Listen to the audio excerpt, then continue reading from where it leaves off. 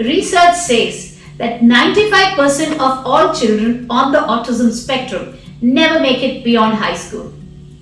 A very small 3% make it to college, and an even minuscule 2% ever get into a job or any kind of profession.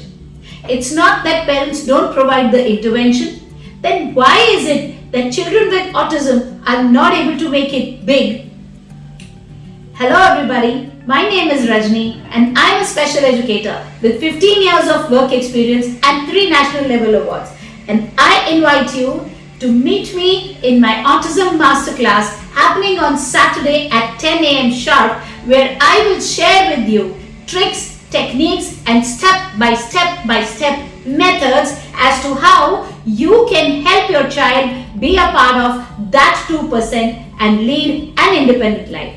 So click on the join button below and I will see you at the masterclass.